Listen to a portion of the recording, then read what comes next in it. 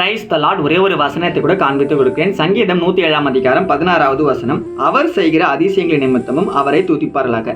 இன்னைக்கு ஆண்டவர் நம்மளை பார்த்து சொல்றாரு, மகனே மகளே, நான் அதிசயங்களின் தேவன், உங்க வாழ்க்கையில நான் அதிசயமான காரியங்களை செய்யறதுக்கு வல்லவரா இருக்குன்னு சொல்லி இன்னைக்கு ஆண்டவர் நம்மளை பார்த்து சொல்றாருங்க.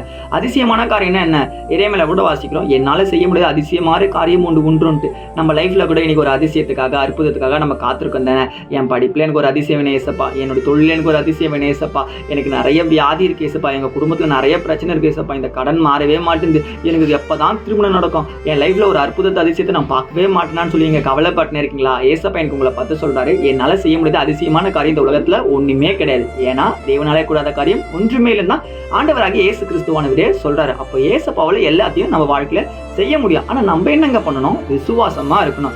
ஆபிரகாம் விசுவாசமா இருந்தார். ஆபிரகாம் ஒரு வயசான பாட்டி, அந்த வயசான பாட்டிக்கு குழந்தை பிறகுறதுக்கு அவரே டவுட் தான். அந்த டவுட்ல கூட கர்த்தர் மேல வச்ச விசுவாசத்தை அவர் விடல. அதே போல அவருக்கு ஈசாக்கு பெற்றெடுத்தாரு. இன்னைக்கும் நம்ம வாழ்க்கையில கூட நம்மளும் ஏசப்பா மேல விசுவாசமா இருக்கும்போது நம்ம வாழ்க்கையில நமக்கான அற்புதமான அதிசயமான காரியம் வெயிட்டிங்ல இருக்குது, சீக்கிரமா வரப்போகுது நம்மளை தேடி. விசுவாசமா இருக்கீங்கன்னா ஆமென் போட்டுக்கோங்க. இதே போல இருக்கிற வசனங்களை நான் ஃபாலோ பண்ணிக்கோங்க. God bless you. ஆமென்.